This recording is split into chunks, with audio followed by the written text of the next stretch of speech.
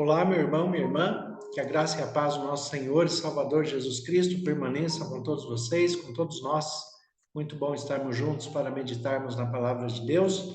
A vocês que nos acompanham pela transmissão da rádio 87.9 FM Dracena, vocês também que nos acompanham pelo Facebook Ivan Fidelis e pelo canal do YouTube Família e Fé PR Ivan Fidelis, Família e Fé Pastor Ivan Fidelis é o canal que nós pedimos para que você se inscreva, para que você compartilhe, comente, deixe seu like, porque assim o sistema compreende que a mensagem é relevante para alcançar mais pessoas com uma boa reflexão acerca da palavra de Deus, a Bíblia, que é a única regra de fé e prática para todo cristão.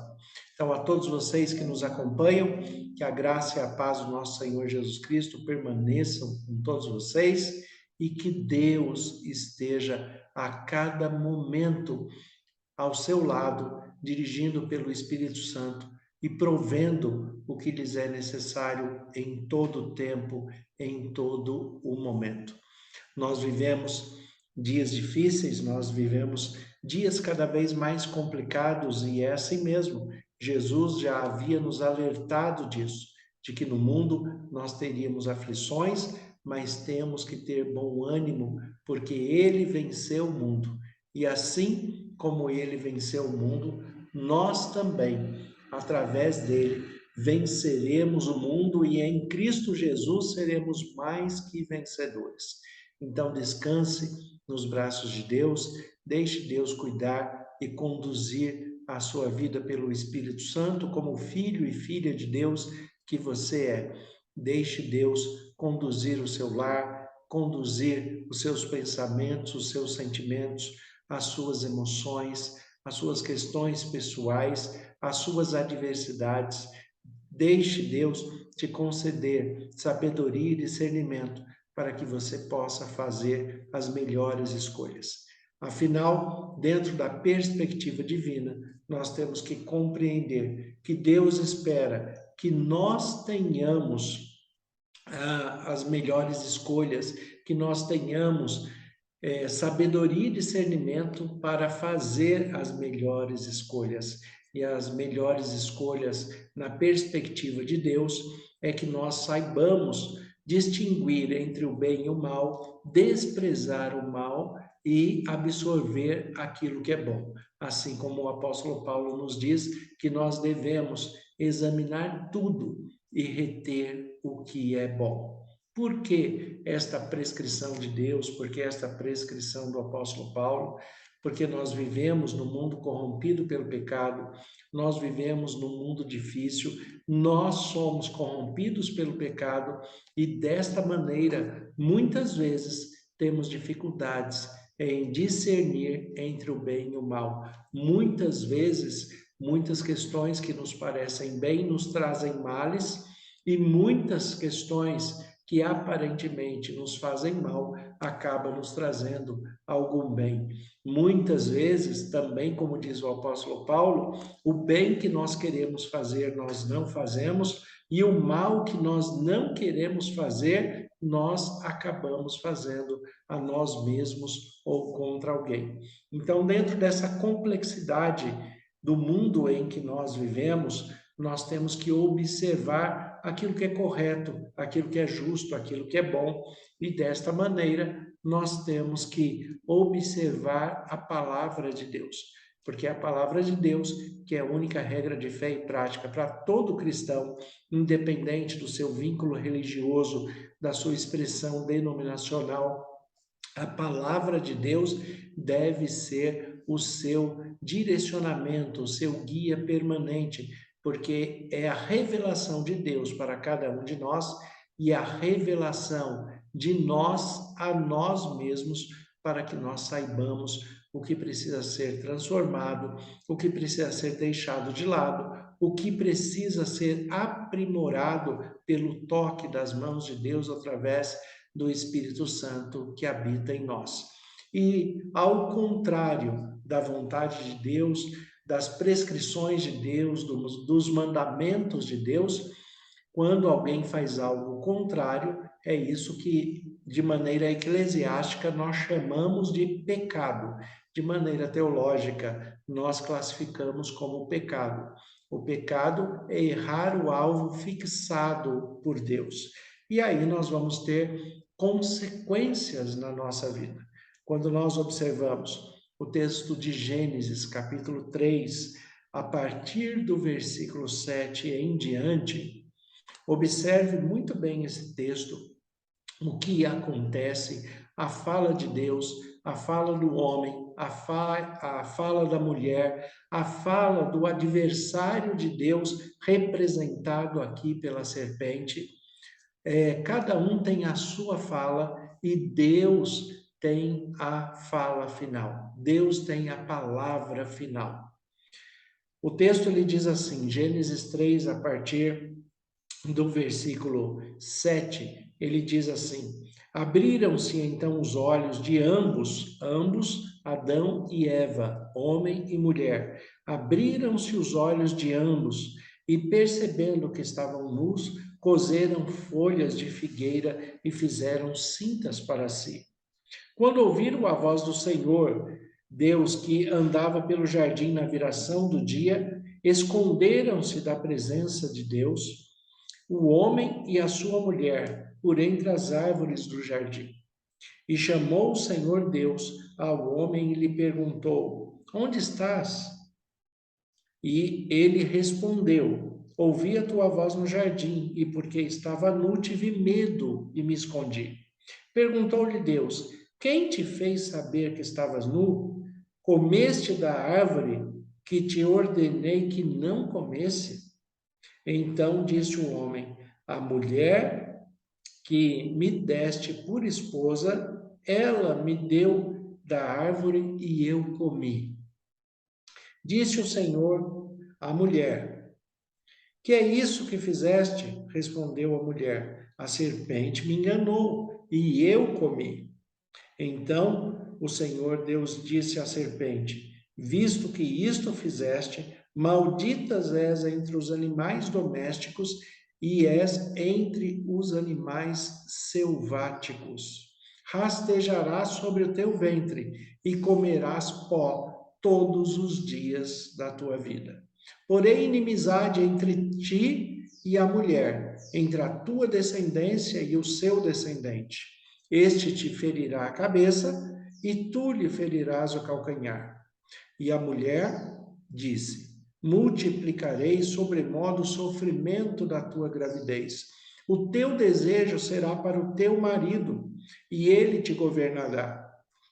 E a Adão disse: visto que atendeste à voz da tua mulher e comeste da árvore que eu te ordenara que não comesse, maldita é a terra por tua causa. Em fadigas obterás dela o sustento durante os dias da tua vida. Ela produzirá cardos e abrolhos, e tu comerás erva do campo. No suor do rosto comerá o teu pão. No suor do rosto comerás o teu pão, até que tornes a terra, pois dela foste formado, pois tu é pó, e pó ao pó tornarás. E deu o homem o nome de Eva, a sua mulher, por ser mãe de todos os seres humanos.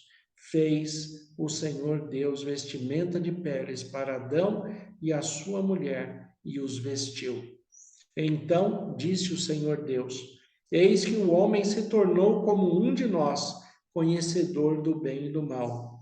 Assim que não estenda a mão e tome também da árvore da vida, e come e viva eternamente, o Senhor, por isso, os lançou para fora do jardim, a fim de lavrar a terra de que fora formado.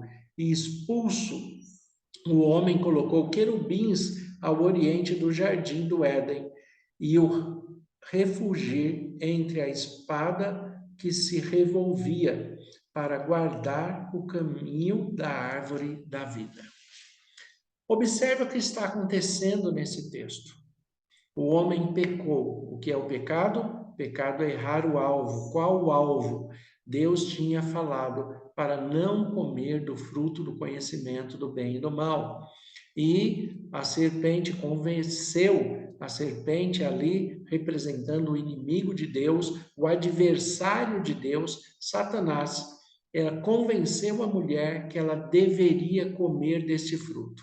Ela comeu e, comendo deste fruto, ela também deu ao homem, e os dois juntos agora pecaram, não confessaram os seus pecados, não confessaram o que fizeram de errado diante de Deus, passaram a acusar um ao outro, depois juntos acusaram não só Satanás, mas acusaram o próprio Deus. A mulher que tu me deste fez isto comigo.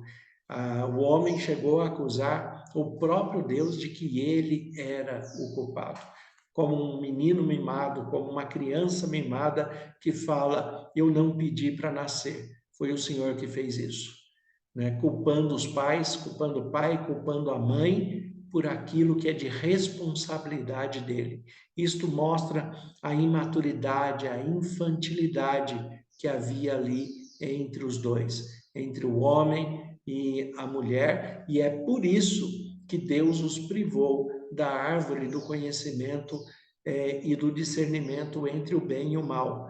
Porque o bem eles já viviam e conheciam, o mal seria apresentado à medida que eles tivessem maturidade. Mas eles, antecipando a circunstância, eles não só conheceram o mal, mas trouxeram o mal sobre si mesmos. Nossa vida também, muitas vezes, nós agimos dessa forma e isso acontece conosco. Além de nós não termos um bom discernimento, se não for a Bíblia, se não for a palavra de Deus, nós não vamos ter um bom discernimento para escolher entre o bem e o mal. Além disso, nós podemos trazer consequências desastrosas para a nossa vida pessoal, para a nossa vida conjugal, para a nossa vida familiar, para a nossa vida social, para as nossas relações de trabalho. Nós podemos trazer muitos prejuízos à nossa vida quando nós não observamos a palavra de Deus e colocamos em prática da maneira correta, em temor, em obediência, com zelo, né? Então, quando nós olhamos para esse texto, nós não podemos pensar de uma ação no passado. Nós temos que observar que este texto é muito presente em nossas vidas por aqueles que não buscam crescimento, amadurecimento, não buscam conhecimento e discernimento entre o bem e o mal e não conseguem, por falta de discernimento e por falta de conhecimento, não consegue desprezar o mal e escolher o bem. Como diz o texto de Oséias também no capítulo 4, o meu povo perece por falta de conhecimento. É isso que Deus fala para toda a humanidade, para todo o povo. O povo perece, o povo vai morrendo aos poucos, o povo vai se definhando por falta de conhecimento. Por isso, o conhecimento é extremamente necessário para todo ser humano. Mas se o conhecimento é necessário, por que Deus privou o ser humano da árvore do conhecimento do bem e do mal? Voltando a repetir o que eu já disse aqui, porque o bem o ser humano já conhecia, mas não tinha maturidade ainda para conhecer o mal e discernir entre um e outro. Isto viria com o tempo e com o discernimento correto, porque Deus iria ensinar, iria direcionar. E é isso que Deus faz conosco hoje, faz com você, faz comigo. Ele nos apresenta a palavra, nos apresenta o evangelho e nos traz o discernimento entre o bem e o mal, porque o pecado traz consequências. E dentro das consequências, nós temos que compreender que esse texto de Gênesis capítulo 3, do versículo 7 em diante, Deus está falando a respeito de descrições e não de prescrições. Isso deve ser muito bem compreendido. Deus não está prescrevendo maldições sobre o homem, sobre o ser humano, sobre o homem, sobre a mulher. Deus não está prescrevendo, ele está descrevendo, ele está apresentando as consequências do pecado. Isso é descrever aquilo que iria acontecer. É como um médico que faz um diagnóstico e esse diagnóstico, mediante os exames, pode trazer uma prescrição ruim, mas não foi o médico que provocou a doença, não foi o médico que provocou o acidente, ele apenas está descrevendo algo que aconteceu, ele não está prescrevendo. O que ele vai prescrever é o medicamento para que essa doença seja curada, seja amenizada, seja tratada. É isso que Deus faz conosco, sendo Ele o médico dos médicos. Ele descreve o diagnóstico e prescreve a solução para que nós possamos, através do conhecimento e das prescrições de Deus, que nós possamos crescer a cada dia. É isto que Deus está fazendo. Então, quando Deus fala que a mulher ela vai sofrer com as dores de parto, Deus não está jogando uma praga sobre a mulher, Deus não está amaldiçoando a mulher, ele está apenas descrevendo uma consequência diante do pecado, do erro que foi cometido. Quando Deus fala que o homem vai ter que trabalhar pelo seu próprio sustento, ele está descrevendo uma consequência, ele não está prescrevendo uma maldição. Ao contrário disso, a prescrição que Deus dá está em Gênesis capítulo 3, o versículo 15, quando ele já oferece uma promessa de restauração para todo ser humano, para todos nós, é chamado de proto-evangelho dentro da teologia, Gênesis 3,15, Deus, em primeiro lugar, ele nos separa daquilo que nos faz mal. E esta é uma reflexão que você e eu temos que ter. Você tem abandonado aquilo que te faz mal? Você tem se separado do mal? O texto, ele diz assim: porém, inimizade entre ti e a mulher. Deus falando a Satanás. Deus falando com a serpente na figura de Satanás. Ele fala: eu vou pôr inimizade entre você e a mulher. Nós temos que desenvolver, muitas vezes, boas inimizades. O que são boas inimizades? É se afastar daquilo ou de quem nos prejudica. Se você tem um hábito, se você tem um vício que está te prejudicando, se afaste, deixe de lado. Se você tem um amigo, alguém que é próximo a você, alguém que convive com você, mas ele te prejudica, ele te leva para o mal, ele traz conflitos pessoais, conflitos conjugais, conflitos familiares, se afaste dessa pessoa. É isso que Deus está mostrando para nós. Deus está falando em muitos momentos da nossa vida. Nós temos que aprender com maturidade a ter boas inimizades. Boas inimizades quer dizer, eu me afasto, mas eu não preciso tratar mal, eu não preciso desprezar. Eu só não posso conviver com aquela pessoa, porque senão ele vai despertar o que é pior em mim. É por isso que eu não posso conviver com ele, porque eu também sou corrompido pelo pecado.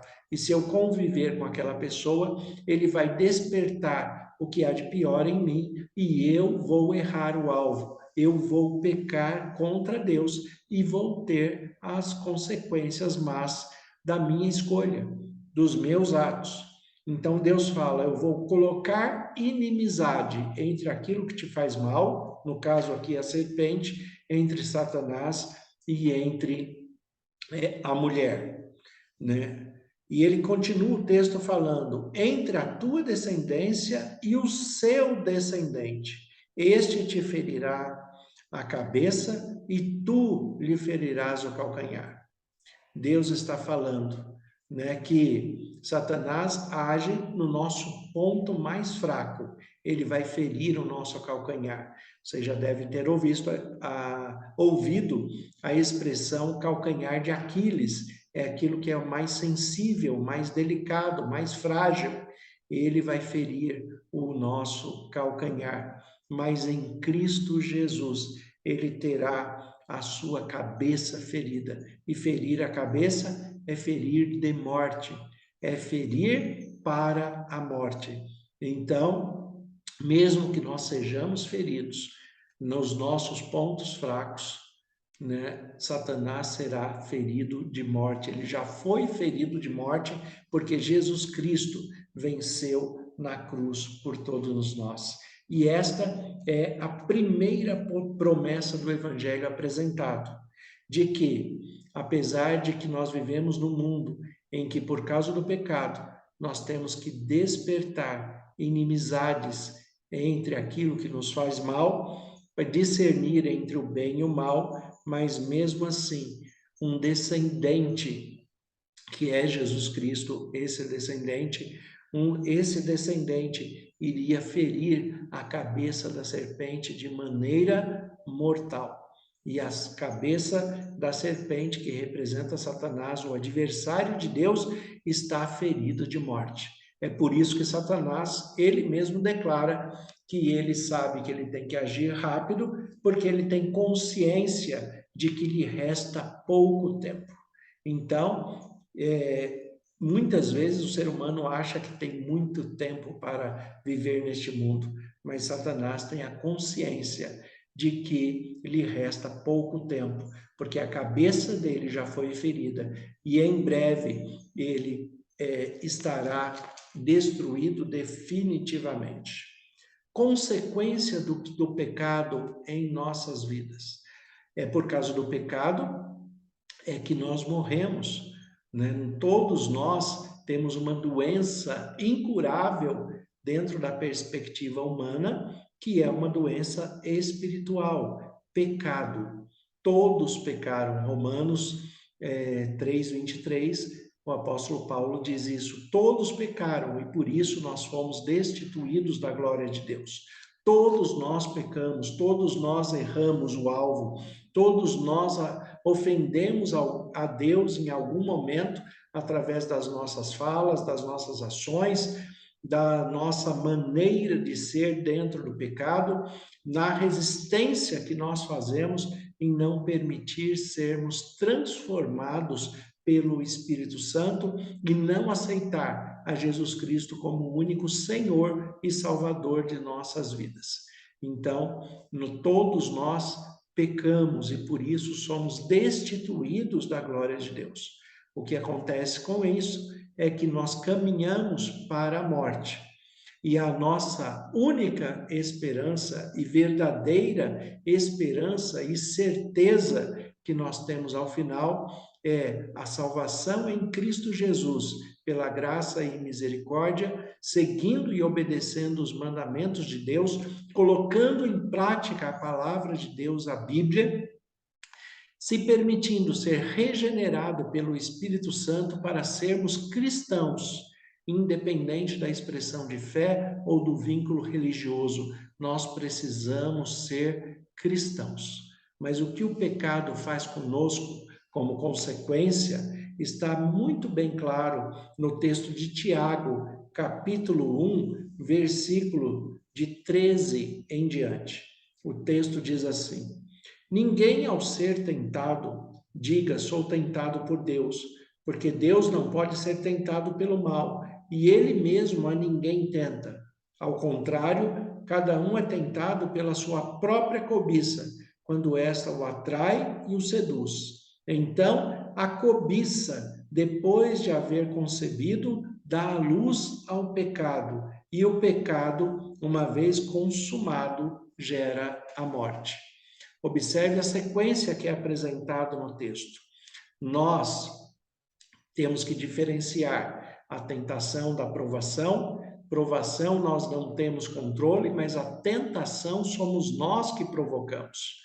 É por isso que o texto fala que ninguém seja que é tentado, diga que foi tentado por Deus, porque ele escolheu as próprias tentações e depois perdeu as rédeas, perdeu o controle, porque a tentação vira cobiça, e a cobiça, quando é praticada, ela vira pecado, e o pecado colocado em prática, o pecado consumado, gera a morte. É por isso que todos nós vamos passar pela morte, porque em algum momento, em muitos momentos da nossa vida, nós pecamos e o salário do pecado é a morte. Então, a cobiça, depois de haver concebido, dá à luz o pecado, e o pecado, uma vez consumado, gera a morte. Qual a perspectiva do evangelho que nós temos? Qual a boa nova que nós temos? Se o pecado nos gera morte, Jesus Cristo, que se fez pecado por nós, ele que viveu sem pecado, mas se fez pecado por nós, ele nos deu vida, e nos deu vida em abundância, para termos a garantia da ressurreição para a vida eterna. E é isso que nós temos a certeza que Jesus em breve está chegando para restaurar a nossa vida eterna, para que nós sejamos reconstruídos, para que nós sejamos refeitos segundo o propósito original de Deus antes do pecado do homem no Éden, para que nós sejamos regenerados pela palavra através do Espírito Santo que habita em nós, com o foco em Cristo Jesus, pelo qual nós temos a salvação, a ressurreição e teremos a vida eterna. Então, se nós temos problemas com o pecado, nós temos também um advogado, um defensor, aquele que cuida de nós, aquele que já se fez pecado por nós, porque em Cristo Jesus nós somos mais que vencedores, porque vencemos todas as adversidades dessa vida e ainda venceremos a morte pela ressurreição em Cristo Jesus. Então, que Deus abençoe a vocês de um modo muito especial. Deus continue conduzindo suas vidas e fortaleça a sua fé, de maneira que você tenha certeza e convicção da sua salvação, porque você oferece para Deus não a perfeição, mas o seu melhor, obedecendo a Deus, tendo a Jesus Cristo como Senhor e Salvador e seguindo os seus mandamentos e assim expressando o seu amor por Deus, por Jesus Cristo, através do Espírito Santo. Que Deus abençoe a todos vocês. Tenham um excelente dia, em nome de Jesus.